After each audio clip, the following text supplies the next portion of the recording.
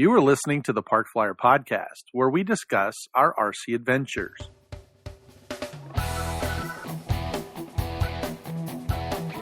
Welcome to the Park Flyer Podcast, where we discuss the ups and downs of the new RC Flyer. Join your hosts, Michael and Jay, as they take flight at the park. Now on with the show. Hey everybody, welcome to the Park Flyer Podcast. I'm Michael from Arizona, and with me always are my good friends. Jay from the hills of Texas. And AK Mike in Texas. And we would welcome you back. You have, you're back in the house there, AK Mike. You have been on vacay, I assume. Yeah, I went to New Mexico. That's awesome. Well, very nice. Well, before we hear about that, we're going to give a shout out to A Power Batteries. Once again, rcbatteriesusa.com. All of us use it here at the Park Flyer Podcast. So you can put in a code, Park Flyer Podcasts 10. So it's PFPC 10, and that will get you a code, or that is our code to get you a discount. So once again, rcbatteries.com, rcbatteriesusa.com, and grab a handful of A Power batteries. So tell us a little bit about your adventure. It wasn't an RC adventure, was it? No, it wasn't. Most of you guys... It was kind of like an RC adventure, though. Yeah, a little bit. I've been flying paramotor for a while now. It's actually a year, just a little bit ago. Wow. And we went with a bunch of guys to Taos, New Mexico. A friend of ours has a place up there in Red River, and his place. And we all had an opportunity to fly in the gorge there under the gorge bridge. And not everybody took that opportunity because it's scary. Why is it scary? It's scary because it's a 700-foot drop from the bottom of the bridge, and if your motor quits for whatever reason, you're walking out of there if you survive the landing. So it's kind of scary doing it, but really, in all seriousness, the risk level is mitigated. We did a lot of different things to make sure that it was a non-windy day. We flew around a bunch before going in there so that we could be sure the engine was working the way it should. Doing panic control and that stuff. Stuff that you might do if you freak out. Right. But then, just flew right underneath the bridge. It was really cool. A lot of fun. Wow. So you know what we're gonna have to do? We're gonna have to come see this paramotor thing. Then we're gonna have to hand you a controller so you can RC fly while you're paramoting. I probably could. Although I don't think it'd be very good for the plane overall. Why is that? Well, because I'd have to see the plane, first of all. And after I got into the air, that would be challenging to make sure it's flying right, that sort of thing. Now, if it was like a quad, I could probably do that and fly the quad around me or something like that. But no, we got to do it. What we have to do is fly it with your iNav, something with iNav in it, and then therefore you could put it into a stationary holding pattern. You launch yourself, you fly, you whip out your radio, flick over, take control, fly it around. Or we could do like a follow me. Do a follow me. Or that'd be great. Follow me, and it could be watching you. Oh, that would be very cool. Well, and I know, guys. Here's the real concern I would have. If I made a mistake while flying that plane and it flew it into my wing or that's lines, true. and that'd be problematic or potentially problematic. So it's not something I probably would try. Big worry wart. What a worry wart. Fly something that weighs less than 250 grams. And I just saw a video where they finally took a quad and then flew it right into an aircraft, and they were like buffing off the damage, because the quad was just exploded. So actually AZ Mike sent it to me, so that was pretty interesting. In fact, it was on our website, right? I posted it on our Facebook listeners page, and it's actually a foreign video. It's some guys overseas in Europe, I think, either Germany or the net. They seem Russian to me. They seem what? Russian to me. They may be Russian, but anyway, it's over there somewhere, and they everybody's been talking about the quads if they fly into, the airplane, and if it'll take down an airliner, if it does damage, that kind of thing. And so these guys finally said, hey, we've got a guy with this big, huge, meaty style Russian type airplane, and we'll just fly it right into the wing, and we'll fly it into the propeller. And anyway, it wasn't really the full video. It was actually a teaser video for the movie or whatever, the new video coming out. So I only got to see a fraction of it, and I sent it out, or actually I posted it on our Facebook listeners page.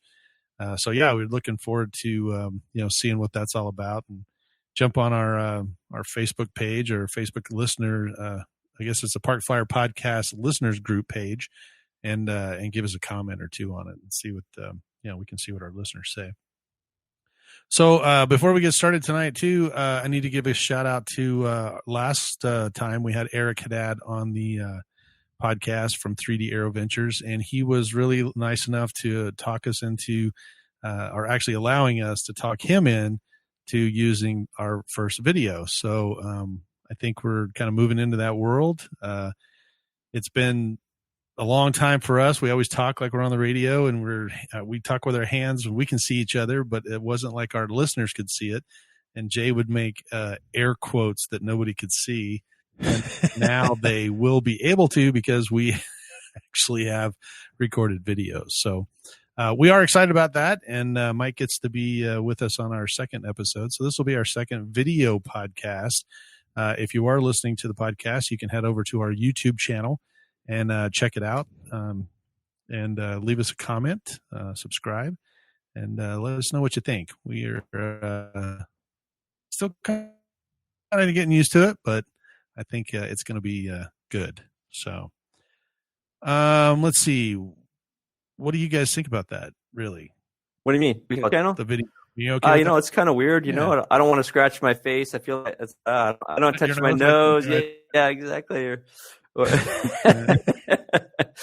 I mean, we've all seen some of the joke videos that come out from the COVID stuff, and people doing different things that they shouldn't be doing on their Zoom calls or whatever. But this is for real. This is for real. For real. Yeah. Not wearing pants or shorts or whatever. Well, I thought it was funny when we started today. Mike was like, "Oh man, I got to get dressed up. I can't just sit in my lounge chair with my underwear anymore." Wait a minute! I never sit there in my underwear. No, we don't know. We can only see the upper part of you. I could be sitting here in my underwear. Anyway. That's why I can safely say I've never sat there in my underwear. Yeah, that was funny. I will tell you that having Mike said that, I was like, "Oh, he's right." So I went and put a nicer shirt on. So if you're listening to this, you're not getting the joke, but the rest of us. If you want to hop there's a little shine on the forehead here. We got, there you go. Yeah. Old man's forehead going on. Yeah. Should have put some makeup on. Old man's forehead. So, for those of you that are watching on YouTube, welcome. And, for those of you that are continuing to listen to us, give us a, shout out and, let us know how we're doing. It might be safer if you continue listening. I'll be honest with you. Yeah, it could be. You never know. I will tell you that it's a new skill for me. I've edited videos in the past. This is the first time I've actually done a podcast. And so it was very interesting, and it was fun, and it didn't take me as long as I had imagined it would have. But I did have, a little previous experience to it. So, having said all that, I think it'll work out. I just want to say that, don't watch the YouTube video while you're driving. Thank you. You got to put that safety concern. That's right. It's the Park Flyer Podcast safety message. Don't watch the video while you're driving. All right. Well, this week we have a terrible topic to talk about. Oh man. So all right. So let me set this up real quick, because as you probably heard from the last time, I actually took an opportunity, had some time off, and I went down to Jay's.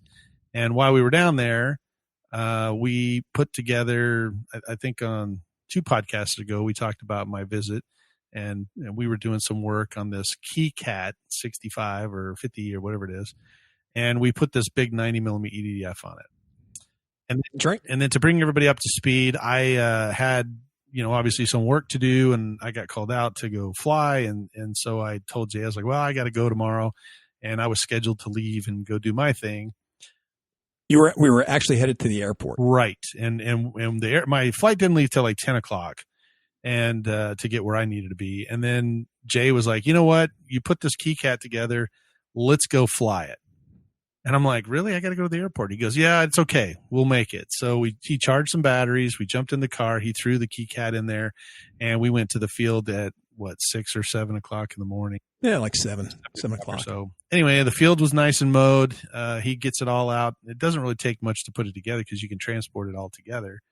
The battery was already in it. He fired up his radio, and he hands the radio to me and says, okay, here you go. This is the maiden flight. And I said, okay, sure. So we, it rolled down the runway. It was well, you got to back up a little bit, Mike, because I wasn't 100% sure where the CG was. And that was the problem. I talked to the guy who I bought it off of, and he kind of told me where he thinks it was, but it wasn't marked on the plane.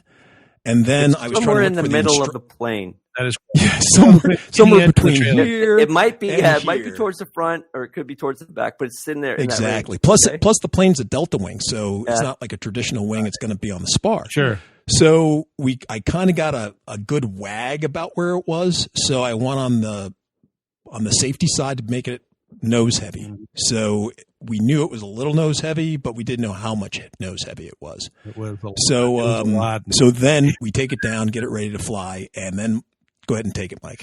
So yeah, he says, okay, that's pretty close. He wags it with his fingers, and then we run down, and there's really no wind. So that's the good news, because that early in the morning in that little field, there's not as much wind. In the afternoon it picks up. So I cobbed the power and rolled down the runway, and I thought, wow, this thing is really, from what we had all heard, it just jumps in the air. This thing wasn't jumping in the air. It started bouncing down the runway, and I actually put low rates, medium rates, and high rates in there, thinking that it would, help me out. And so I started out in medium rates. It wasn't rotating quite like I wanted to, so I flipped over to high rates, and it actually came off the ground.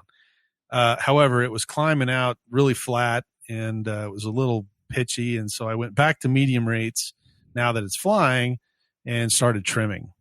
And I got most of the trim in, and I got it turned. Beep, beep, beep, beep, beep, beep, beep, beep, beep, beep, beep. It was beeping at us. And so I went downwind. I went around the pattern a couple times, and I finally got everything to where it was flying hands off. And it was actually tracking really straight. I was really surprised. It, was flying really well.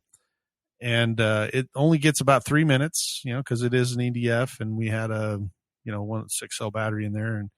And so I told him, I said, okay, well, let's go ahead and let's, come in for an approach, and I'll see how it works. And so I left it at medium rates, came in, I gave myself a, long way out, and then came in and just, it started floating. It really felt like it was, kind of sinking, but it touched down, first little bit of the runway and just kept on cruising. Yep. And it moved all the way down to the end of the runway, and I was like, other end of the runway. So it was like, whoa. It was fast though too, right? Yeah, it was very fast. Very fast. It rolled really quickly. And so I told Jay, I was like, wow, that thing is really nose heavy. I mean, I put a ton of, trim in it. So we pulled it over to the table, and basically I kind of looked at it and said, okay, well, this makes more sense. I zeroed all the trims. We moved it back. I readjusted everything. I made the control surfaces more level. I readjusted the mechanical linkage on it so that I could zero everything out and have it there. He moved the battery back just a few millimeters. Yeah, I basically took the half the wag of what we had, and went from there. And you flew it the second time. And one of the things though, it was still, the front wheel was kind of bouncing off the ground, and you'd not lose control, but it was kind of drifting a little bit to the right or whatever, I think it was. And so every time it would bounce, it would go to the right, and you're like, whoa, you can see your thumb. Thumb would have pegged the rudder. Yep. Yeah. So he has nose wheel steering on it, and the nose wheel steering is actually a lot, but as it was going down the grass, it would hop. And then as it hopped up, I was trying to hold that connection in there, that direction. And then it would just kind of, I had nothing, and I was just like, and then once I got it up to speed, I could use the rudder. So it wasn't so bad. Right. But anyway, it got airborne, and it flew around. This time was fantastic. It was spot on. Better. We moved it all back. I think we moved the battery back almost as far as it went. No, you flew. I think you did a couple of patterns, and this time you came back around and you landed. I said, go ahead and land the plane right now, and I'll move the battery back even more. because you said it's better, but it wasn't great. Yeah. Right. So I moved the battery back as far as it could go and took off the third time. And that time you were like, whoa, that's a lot better. Yeah, it flew way better. It this time it even looked faster because it had kind of slid back some. And so anyway, we flew it around. I rolled it, did a loop, and by then it was really time for us to go. So I came in and touched down. It really slowed down, and it touched down really soft, and it was a nice flight. It was actually 2 nice flights, and so we hopped in the car and he took me to work, and basically. Well, I think we actually was that still the first battery, or was that the second battery? No, we had switched batteries. Oh, okay. Because I know by the time we did the second battery, we still had like 1:30 on the second battery. We only brought 2 batteries. Yeah, the first one. Second one, I flew around, and then I said, well, it's not still not quite where it needs to be, and you said land. So I landed, and then we moved further back, right. And then that's I went. Right. I just did 1 or 2 turns around, and it was way better. Came in, landed. Really that's right. Because I know I thought it was the second battery that you actually did you got it up and you stalled it, and kind of you didn't super ring it out, but you kind of felt it around, and you're like, oh, this is way better. Yeah. I didn't. I did do some a little bit more acro on the second flight with the second takeoff. Right. I did all the stall stuff way up on the first one, and it was just real heavy when it was doing it. So the second or third flight for me, right? So it was been 3 flights. Yeah. The third flight I did, I flipped it over to high rates, really drilled that thing. It was just whipping right around, and did the. Oh yeah, especially you put it on high rates. Yeah. Yeah, it was fast. So we threw it in the car, and he took me to work, and of course I flew, and then wound up back in Phoenix, obviously. So unfortunately for me, I haven't been able to fly every day because all my stuff is still down in Texas. I have to go back down there probably this week. Pick it up. That's a neat trick, Jay. Get him to come back. Yeah, exactly. Just say, hey, just leave your stuff here. He's like on RC groups, and he's like, hey, what's that for sale? What the heck? That looks a lot like my radio. Those look like my batteries. Your transmitter got way more than I thought it would. Yeah, that's right. I didn't realize it was worth all that much, but hey, thanks. So anyway, we've been talking back and forth, and I was asking him if he had flown it yet. And have you flown it? Have you flown? No. I need to go out there and test it. And the mornings have gotten nicer out there for you. So they got real nice. And so I basically, went to bed early, got up early in the morning. Oh, and during the time that you were gone, I had done some modifications to the plane. As always, I modified it, right? So it had, like I said, the last owner, he put plenty of air holes throughout the plane, through the fuselage and such. So I just didn't like the look of those open spaces in there. So with my 3D printer, I went ahead and I printed grills to go across all those openings, or I shouldn't say grills, they were louvers. So I printed these different louvers for the planes for all the different openings, and had some trials and failures, but I figured it all out. And it really looked nice with those on there. I mean, that kind of, for me anyway, really changed the whole look of the plane. And on one of them, I printed, actually I had printed them for Mike. He said he wanted to put some whistles in his A10, and he'd already gotten some out of some Nerf balls and stuff. And of course I went on Thingiverse, started looking around, and there were basically replicas of those Nerf whistles that I could download. And so I downloaded and printed it for him, but he had already got enough of them to put in his plane.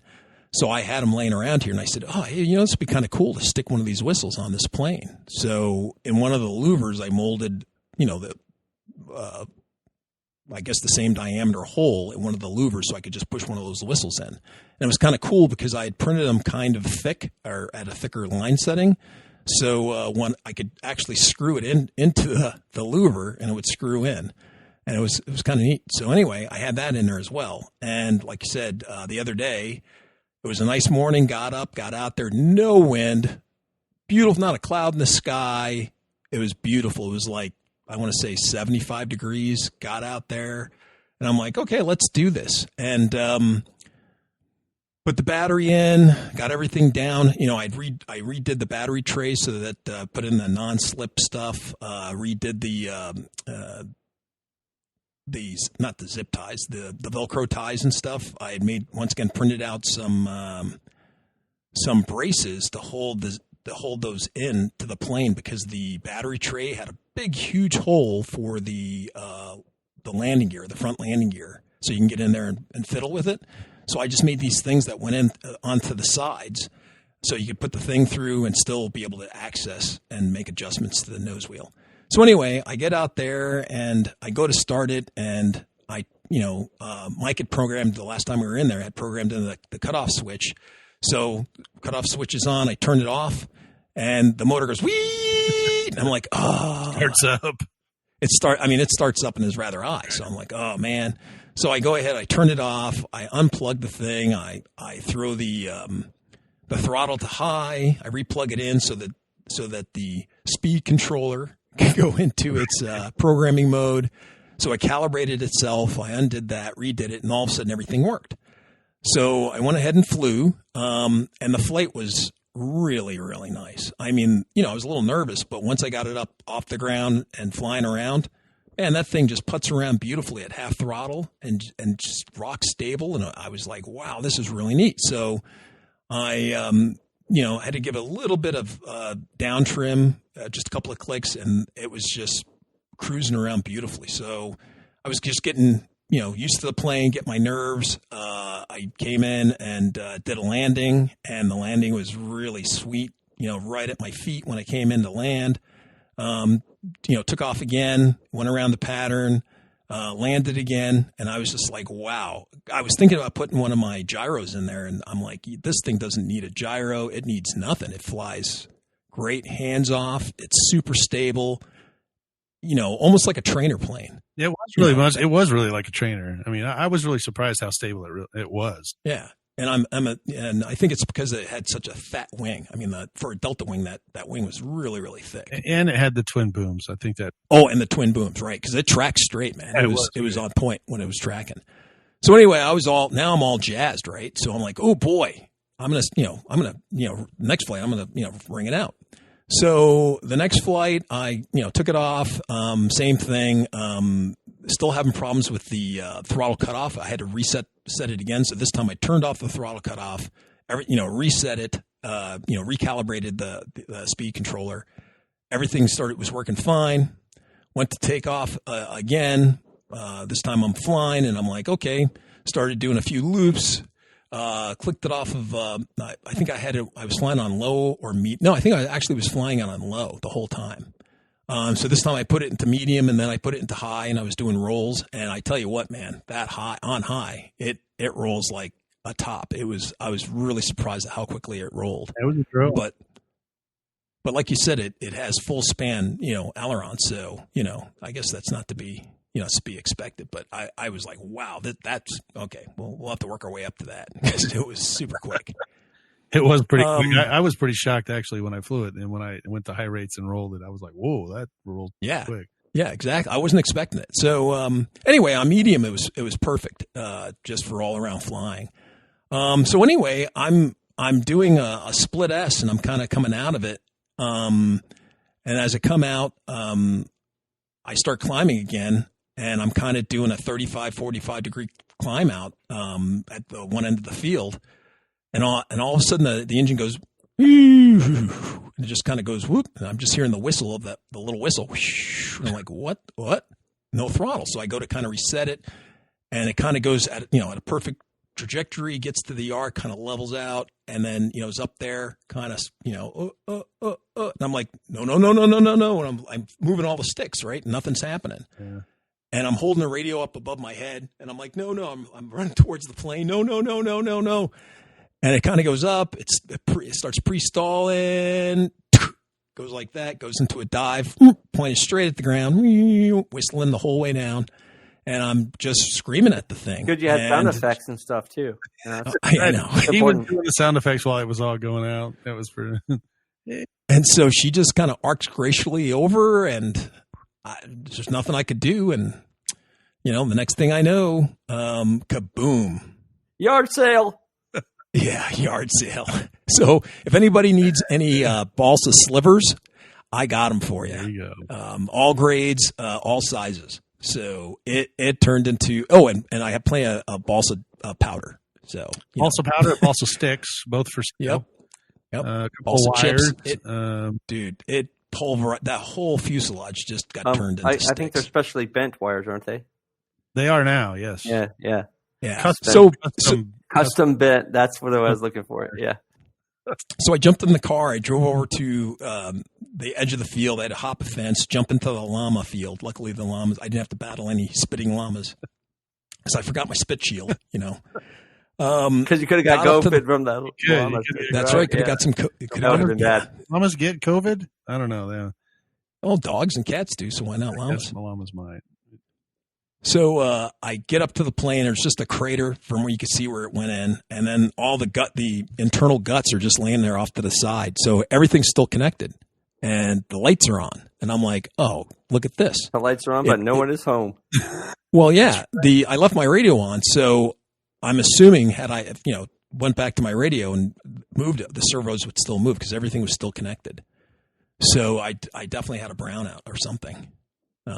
Man, that's and as you know, with the Spectrum systems, it browns out for 4 or 5 seconds, or a second longer than it takes to come back. So yeah, you definitely need to be several mistakes high and climbing for the brownout. That's an interesting thing. He was climbing, right? He was. He was. But he had just come out of a split S low to the ground, and as he was turning, now he was getting, It's all your fault, Jay. It is. If you had flied that higher, then that would have been no deal. I don't know. There's a whole bunch of things, right? I guess I'm just like, it's one of those. This is one of those things that just burned me. I was so upset. I usually don't get this upset about crashing planes, but I was so upset. Because both Mike and I had put so much work into getting the plane ready to fly, right? And that was when he was showing me all the techniques and stuff, and I had made a couple of pieces and the 3D work I had to, printing work I had to do on it, and just all the little things to make it come out to make it look really pretty, and it flew great. And I was looking forward to flying that plane, because it just flew so well. And then the second thing, after it got destroyed, I was like, well, I could just buy another one. Wrong. That's a kit that, it was very popular. But unless you nab one at a garage sale somewhere, you're just not the kits just aren't there. So actually, that's not true. I found one in Taiwan or Singapore, but I don't know if I want to order from there because I'm not sure if it's the right size. It's cheap. It's $1. It's $1. Yeah, not quite. So so I was it just burned it's one of those things that just burned my hide because technically speaking, it only got flown 4 times. Right. That was twice by Mike. Nervousness level is inversely proportional to the time spent on the plane. Yeah. 1.5 times by me. And it wasn't anything my fault, or whatever. So at this field, I've lost 4 big planes. Mm-hmm. And were they all down by where the llamas are? Yes, they were. No. Two were, and then 2 one was over the river. Failures. I remember because I was there for that one. But we know what that one was. That one was too much amperage on the escape itself. On what? On the ESC, electronic speed controller. For those of you that Mike, maybe you can put the image of the video across. Right. For those of you that heard him say escape, you can call 830-444-4943 and that's give right. him a piece of your mind. That is our hotline, and or give me a piece of your escape. I will tell you that we have had some phone calls on there, and we do appreciate them. Some large portion of them have been about using the word escape. So we are trying to make a concerted effort. That's going to be on me. Might as well put my newbie hat on. Just leave it on there. We're just going to put it across the screen. Electronics escape. No. Electronic speed controller. That's what it is. So anyway, go ahead. Yeah, so as I walked up, like I said, it was just parts and pieces. The landing gear was fine, the wings were fine, just the fuselage, just like I said, just simply imploded, and there was nothing left of it. So, like I said, it was just. I was really down yesterday. Or the other day. I haven't been that down in a long, long time from losing the plane. It just. I don't know. It just got to me. I almost wanted to quit. Yeah. Jay and I go back about 30 years, and I can probably count on one hand how many times I've gotten a phone call that had that much anger in it. because Jay and I both, we just don't get angry. I mean, it's just not in our personalities. We're the happy-go-lucky guys. But when I picked up the phone and said, "Hey, bud, what's up?" I could feel the venom just oozing out of the phone, and the obscenity started. Yeah, I just, the plane flew so well. I was so surprised at how well that plane flew.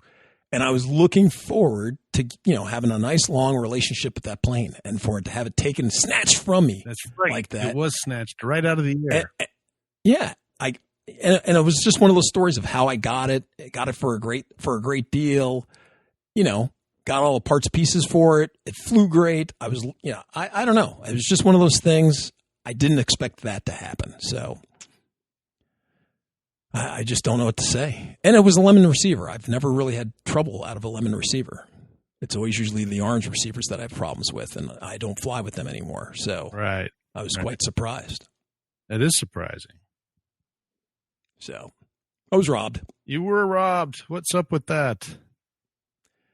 So anyway, it's not nearly as an expensive lesson as what, for your L39, Mike, but still, it's just disheartening when you have something that you're falling in love with, and then all of a sudden it's taken from you, and you can't get it back. At least, for your L39 or for some of the other planes that you got nicks, dings, or whatever, and you can repair. But what I had, yeah, there was nothing repairing that one. Unless I go and plant a balsa tree, there's just nothing I can do for that one. Right. It was totaled. So you guys, I'm sort of remembering. I'm going to sort of changing topics here. I'm sort of remembering Spencer was up here a while back. Did we get to talk about what he and I were doing? Well, okay. No, that was right as Mike. I was taking Mike to the airport. He was up there with you because we were Mike had to leave early, and we were going to come up. Right. I think what made me start thinking about that is the EDF. So I have a EDF plane that's sort of an airliner type of a plane. Mm-hmm. And so I had put it together, and I brought all my planes. And, luckily Spencer was there. One, it was windy. He would say it wasn't windy, but I mean, right. He would say it was windy, but it was like not too windy for him. But it was definitely too windy for me. So he's like, I'm going to fly your airliner. I was like, what? I was like, okay, whatever. I mean, I don't care if you crash, it's fine.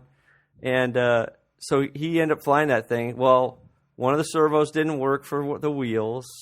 And I don't know, a bunch of different stuff were going on. I think one of the surface areas came off.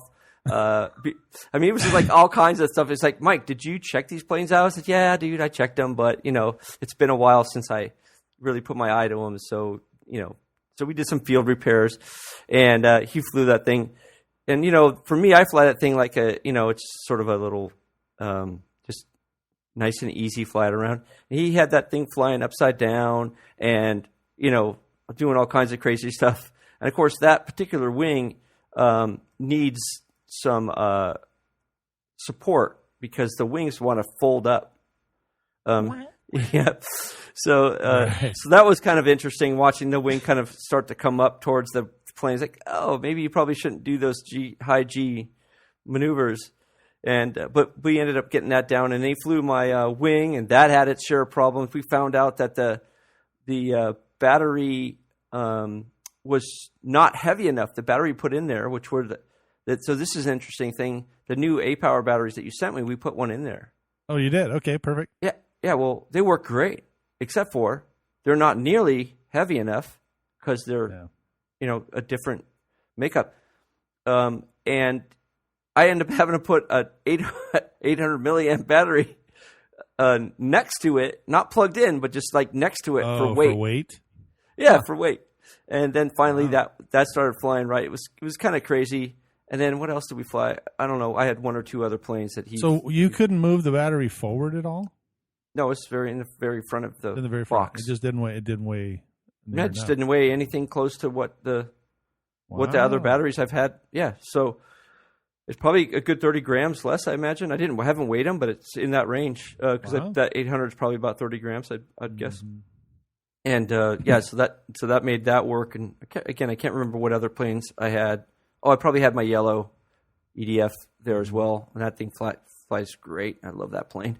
even after Well, I crashed it. I know you weren't flying your MX2 or whatever because the wings are sitting right. Yeah, that's right. Right back there. the I left wings them are down sitting on that stool. Jay right wants there, me to so- wants me to come back too. I So, think sure I do. think he's got this reoccurring theme going on where it's like, hey, come on down, and then when you get home, you're like, where is all my stuff? And it's like, hey, you got to come back and get it. So, yeah, exactly.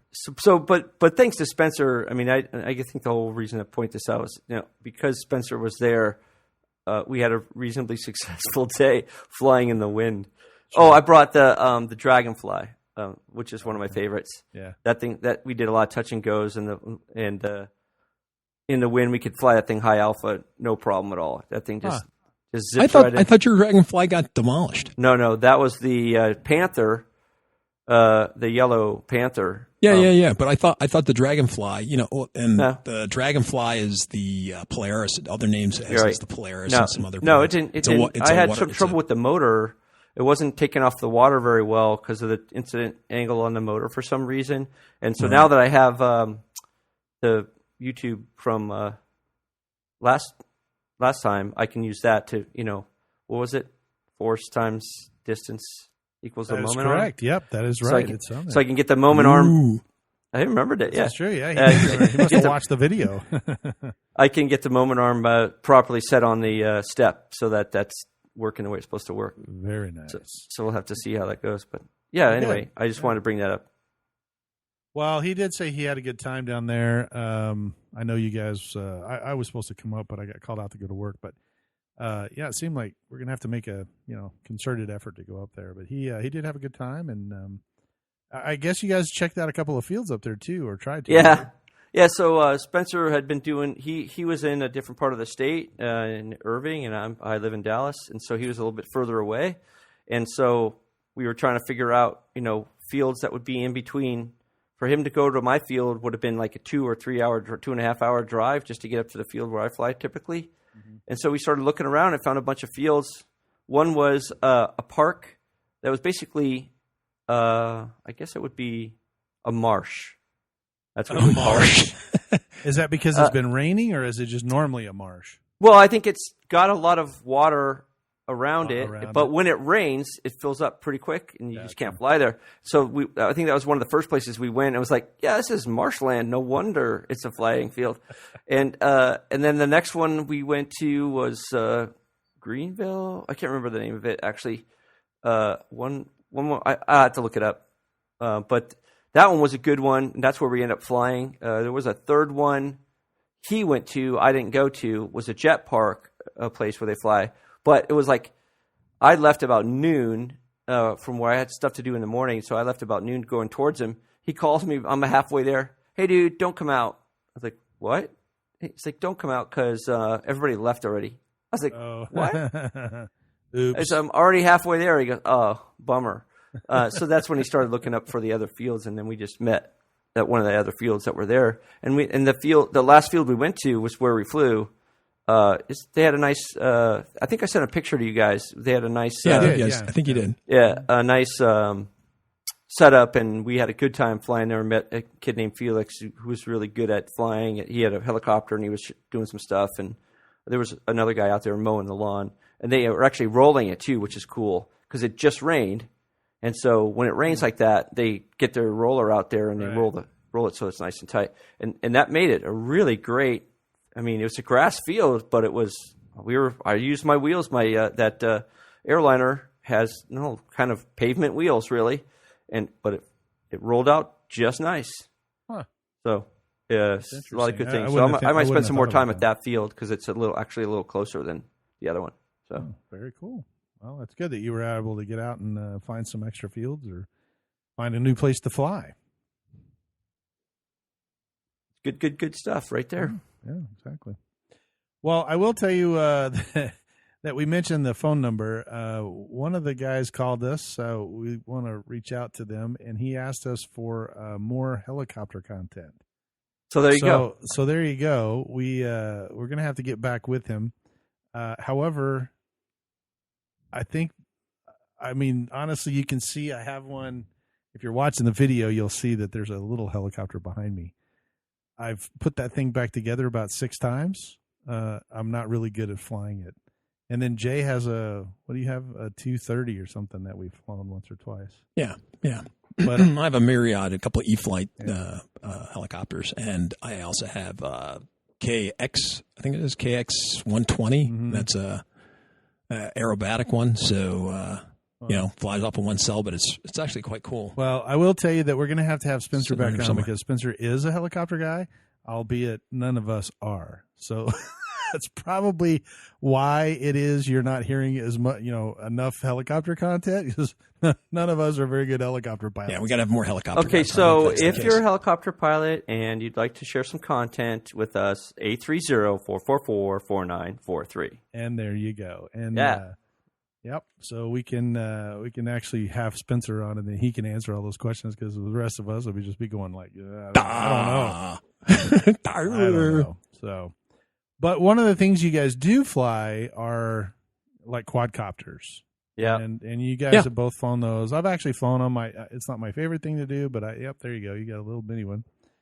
And so a couple of weeks ago when I was down at Jay's, somebody had sent out, and I know this is kind of coming out late because during the COVID lockdowns, they had these flybys. And the Blue Angels flew all Oh, over. yeah, that's right. And we started talking about this video that had come out, and I know that the video's been out for quite a while, and I haven't really heard much about it, but I did just have a couple of things to say, and then we can kind of let it go. But I think there was a couple of guys that did some videos specifically for it, and they basically were asking if it was real or not. Mike, Jay, is this a conspiracy theory? it's not a conspiracy theory, but Okay. But I do understand because I fly full scale aerobatics. And I do have a smoke system on my airplane. And the way the smoke system works on the real airplane and on RC jets, because we do fly RC turbines and they have smoke systems as well, is that you have a smoke tank full of oil. That oil is piped through a high pressure to a very small outlet. Jet. Yeah. It's like it's about the size of a ballpoint pen.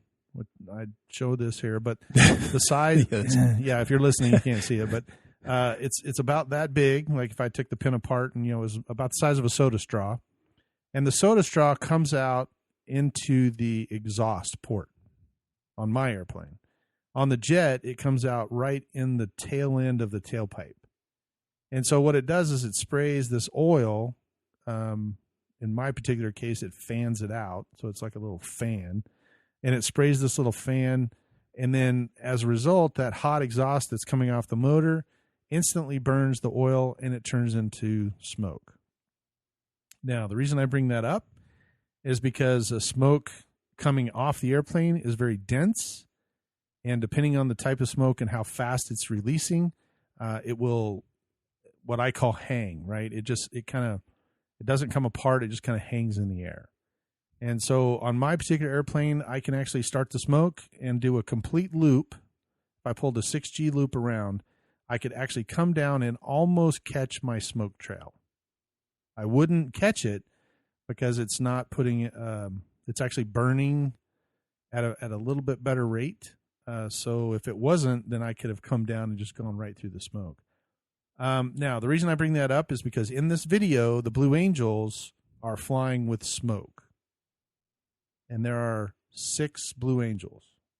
Actually, in this video, there were 6. So there should be how many smoke trails? 6. Right. 6. Yeah. So if there's 6 smoke trails, then all 6, including the lead, was burning smoke. And in part of the video, you will be able to count 6 smoke trails.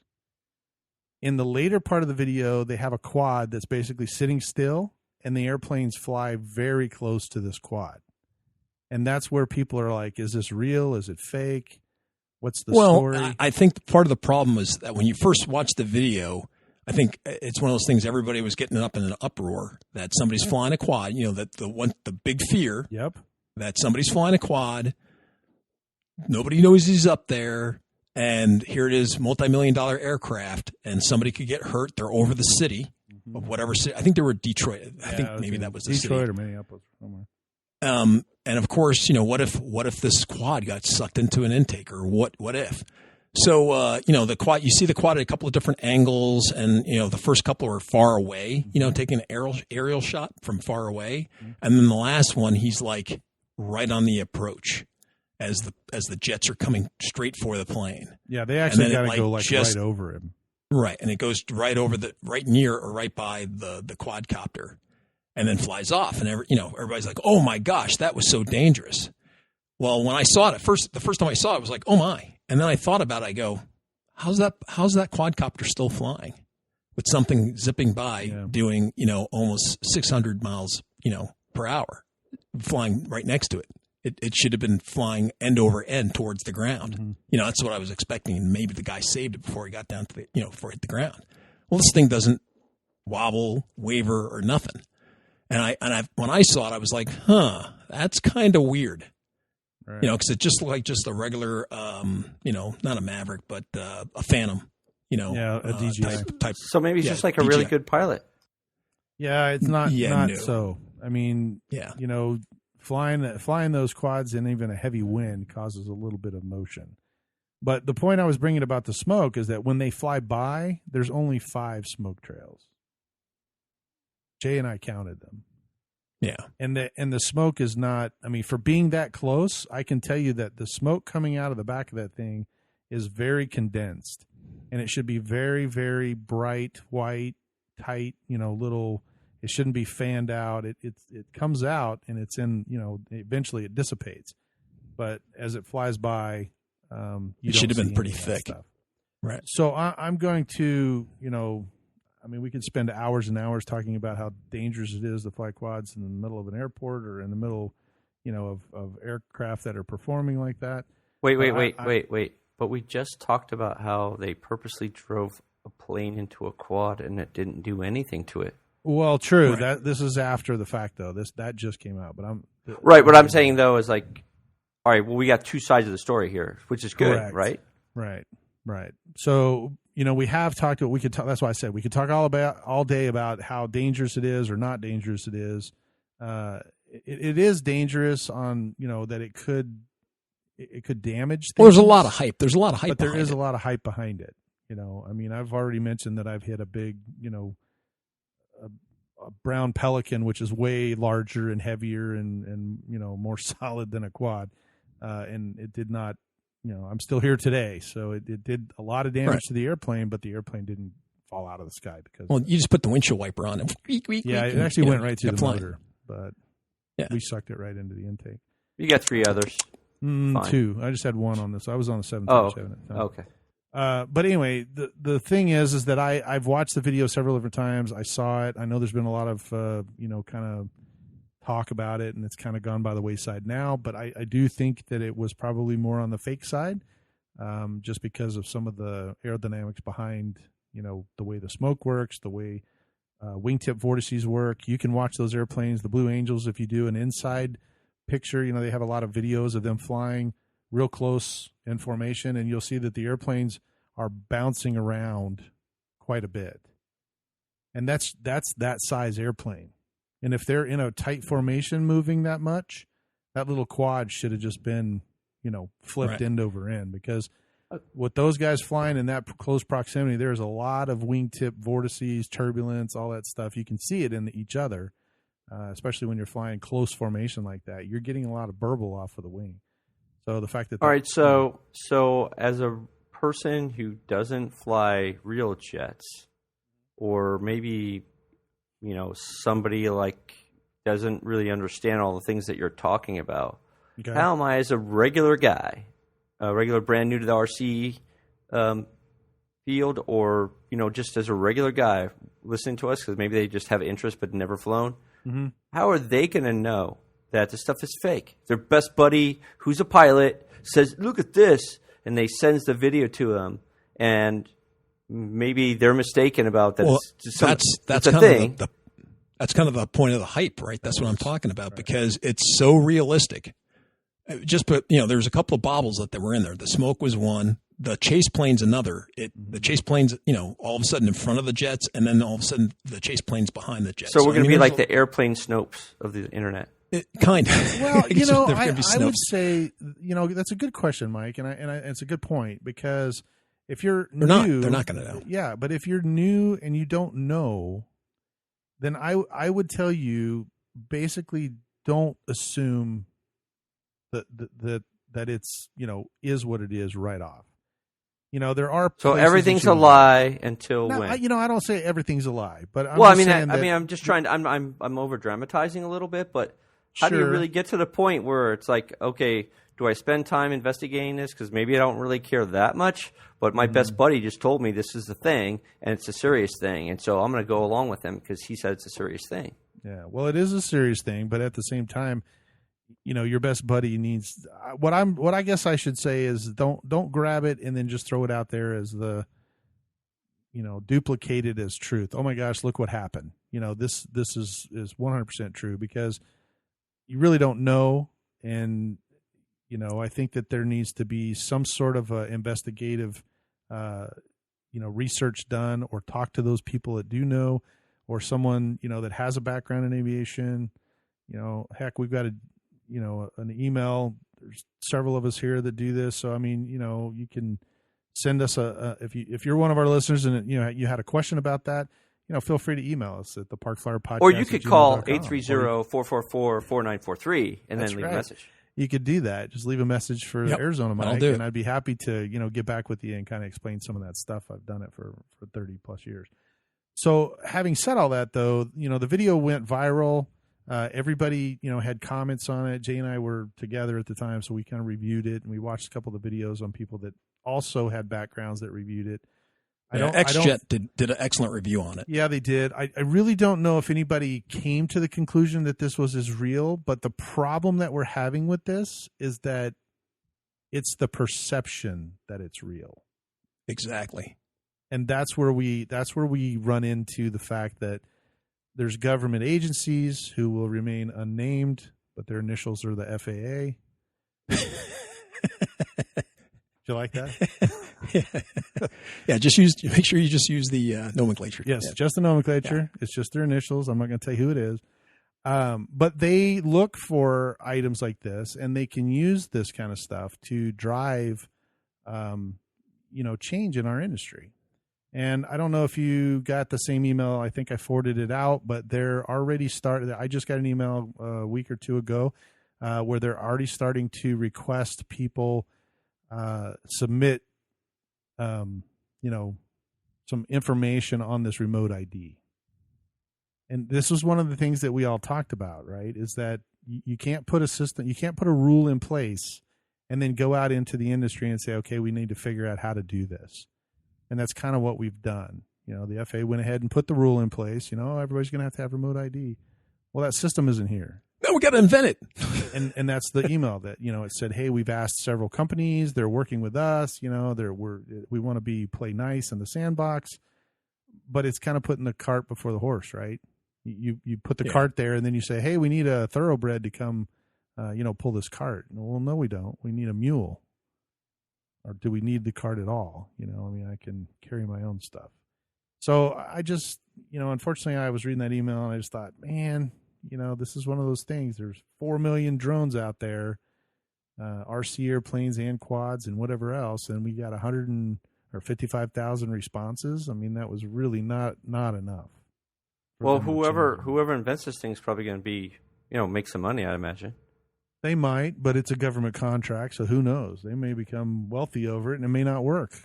Jay and I have had that long conversation. Weren't you? Or it may work fantastic, but it weighs 8 pounds, or whatever, and has a big old tube. No more 2,200 batteries from me. No, not and it may cost $1,000 or $300. And you're supposed to have one. But that would reduce the number of planes in the air. So it could. It worked, I guess, in that respect, right? Because now people can't fly, right? Yeah.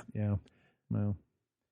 Anyway, I would caution you to, when you see stuff like that, just make sure that you're not perpetuating the drama, posting it to your Twitter account or, hey, everybody, look what happened. And I think that causes more harm than good if you're in the industry. Now, you may 'cause think everybody's gonna totally get spun different, up over it. and if you do, you can call our number or you can email us or post it on our listeners group. We welcome it, and if it's okay to disagree. I'd love to hear the feedback and see what you think. But for me, sometimes panic is not the best way to handle it, and I think sometimes it comes back to bite us overall. But that's just my opinion. Yeah.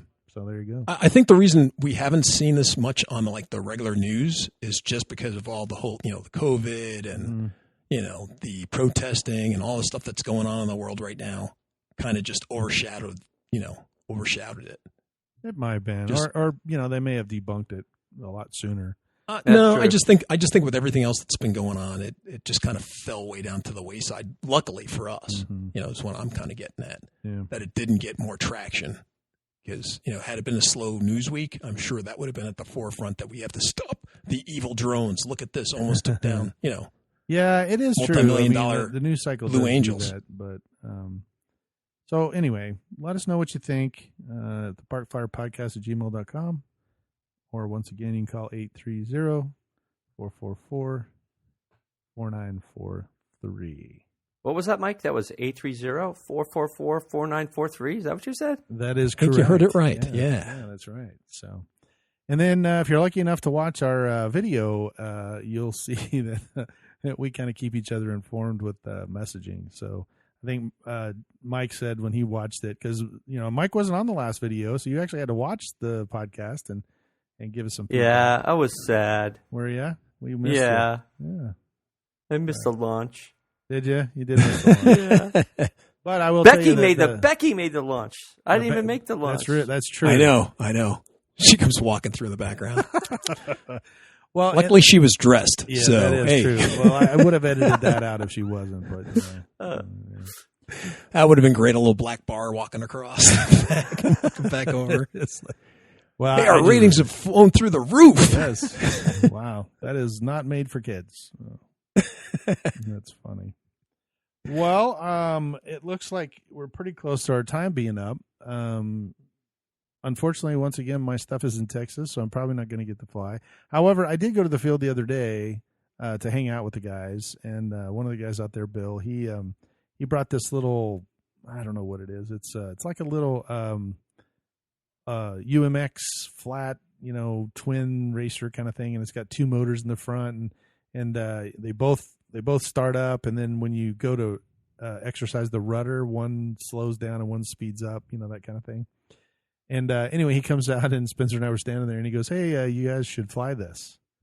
Spencer's like, "Okay." So he took the radio, and the guy goes, Spencer never says no. No, he never says Yeah. no. That's not true. He'll say no depending on what the airplane looks like. I've seen him say, "Yeah, I don't want to fly that." So, but anyway, Spencer launches this thing, and it was like crazy. And this thing was like, it actually was about the size of a Frisbee, and it looked a lot like a Frisbee. It was flat like that. And anyway, we flew it around, and poor Bill is standing there like, "I can't believe you were flying that." And I looked at him, I was like, "What do you mean?" He opens his hand, and in his hand are the two twin booms that go on the tail to keep the stability. So Spencer's out there flying it around with no rudder, no vertical stab, nothing.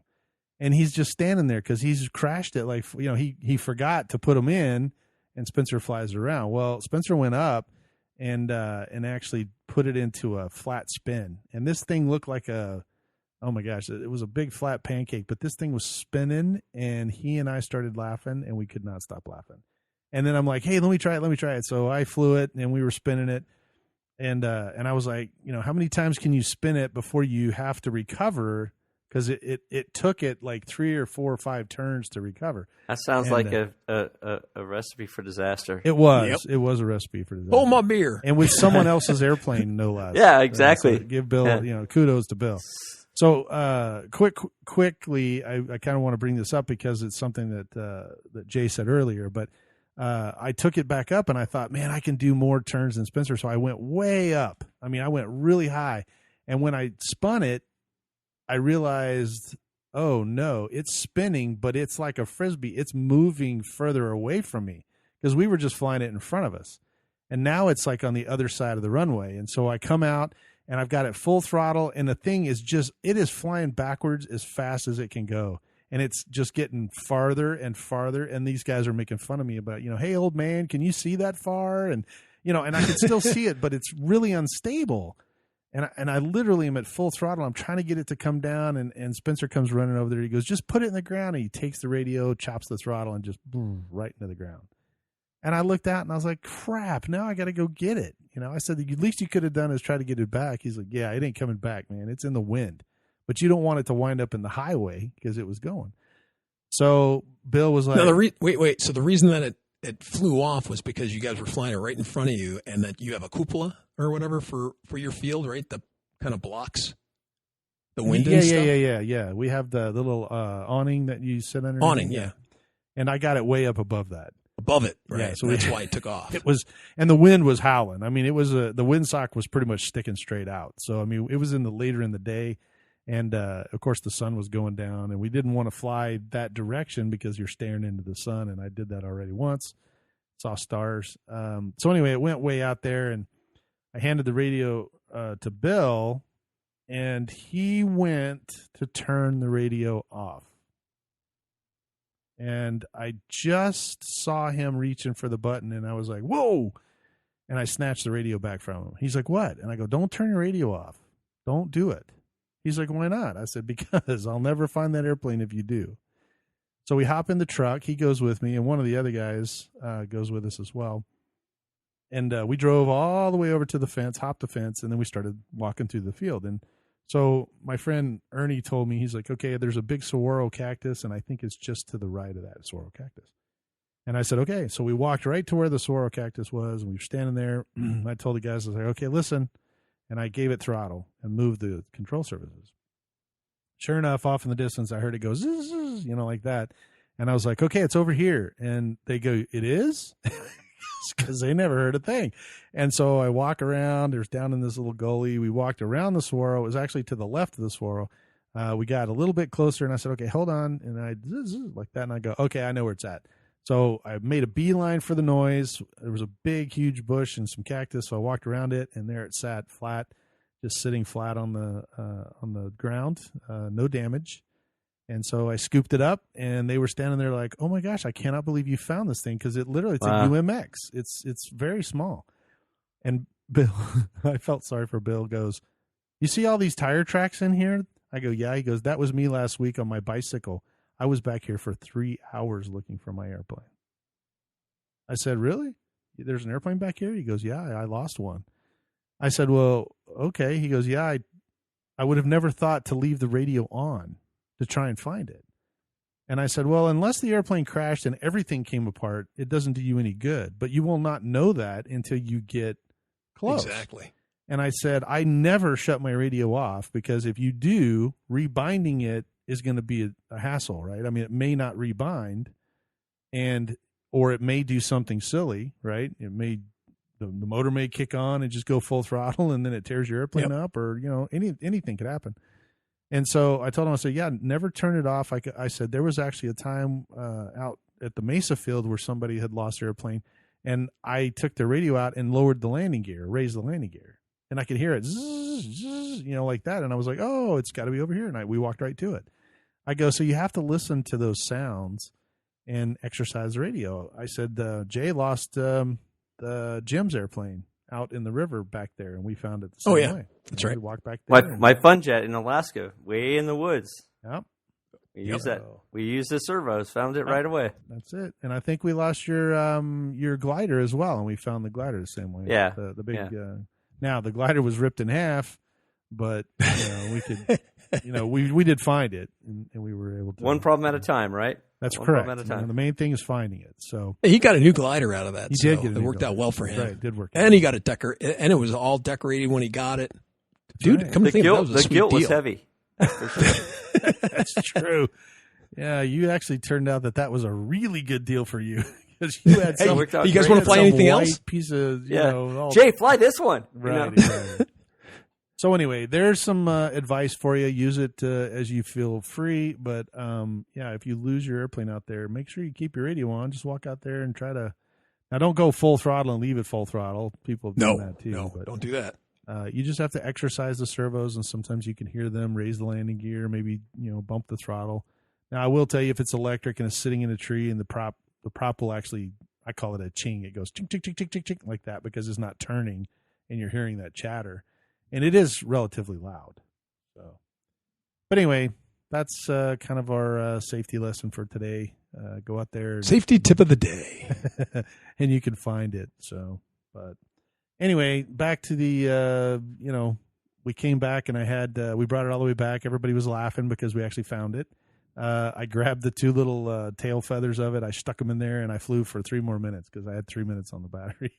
So anyway, It was fun, and everybody was jumped out to fly, and I flew it around everybody and then came in and landed. And I felt really, really glad that I didn't have to buy the guy a new airplane after I lost it. Because those UMX airplanes were like $100, and I was just like, "There's no way I'm losing $100 in that little thing." I was having too much fun. And Bill's a nice guy; he probably would have said, "Don't worry about it," but I still would have felt guilty.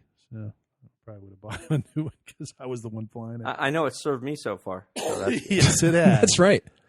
So anyway, there seems to be a theme there. That can be a whole nother episode on the etiquette of flying other people's airplanes. So, and we'll let Jay handle that one. Or to otherwise topic, how to use guilt for bettering your plane stable. And we'll let Mike go with that topic. So yeah, that'll be my topic. Yeah, his topic is how to use your guilty conscience to get new airplane parts. I love that plane. It was my grandmother's airplane. I remember flying that when I was 7 years old. Exactly. You bought it last year. But I remember it like it was when I was 7. Yeah, exactly. Well, that pretty much does it this week. It's gone by pretty quickly. Hard to believe. But, Jay, you flying? You mowed the grass? You kind of, you don't have anything to fly, do you? Or do you? Oh, I got, no, I don't have anything to fly. I don't know. I might need a new plane. Yeah, I know. Maybe. I don't know. No, I'm probably going to go out. Okay. If I can get my butt up early in the morning. Yeah. So, I'm a little bit like I think you told me you were going to 3D print a plane or something. I don't know, something about a micro cam or something like that. Yeah, well, Eric, after the last that's right. Our last little show, I got a little excited because I finally got my machine pretty well tuned up that I think I can start printing some parts, airplane parts like that. Oh boy, oh boy, oh boy. Yeah. Oh boy, oh boy, oh boy. Give it a try. So, I think he's going to work with him. So, well, exactly. That pretty much does it for our time. We are glad Mike is back with us, and we're glad that we've got this video thing going. Hopefully, it'll continue. And then, other than that, I've got training tomorrow for a couple days, and then after that, I'll probably wind up back down in Texas, I think, for a little bit. We'll see how that works. I need to get all my stuff. Hey, if you're at Jay's house again and you're coming up to Dallas, grab those wings, will you? I will. If I was going that way, but I'm probably flying he's going that way. Dallas. He's going straight to Dallas first. I'm flying straight to Dallas, and then I'm probably flying down to Austin. Austin. Yeah, so just stick them in your suitcase or something on the way back. No, well, I'll fly to Phoenix. No, he'll be in his car. I'm going to be driving. You're out of luck, man. That's basically what he's saying. Dallas on the way back. I mean, come on. It's a little out of the way, but whatever. Give a guy a break. Mm-hmm. We'll get him to you. Trust me. It's funny. Well, that's it for us. I'll go down and get him at some point because I want to fly my paramotor down. I tried to a while back. We talked about it on the show a little bit, and I, for whatever reason, couldn't get my unit started. We had some trouble, and it was foobar. It was foobar. Yeah, there's some issues. That's better. But you can't fly it when it's not working. Sure. But I need to go back down there because they're a great bunch of guys down there and love to fly to space. Good. Well, we're glad nothing happened to you. And from Michael here in Arizona. Jay from the hills of Texas. And AK Mike in Texas. We'll see you in 2 weeks. Let's fly. You have been listening to the Park Flyer Podcast. Thank you for joining us, and we look forward to your next visit. Please give our show a star rating and review, and feel free to email us your questions, topics, or suggestions to parkflyerpodcast@gmail.com.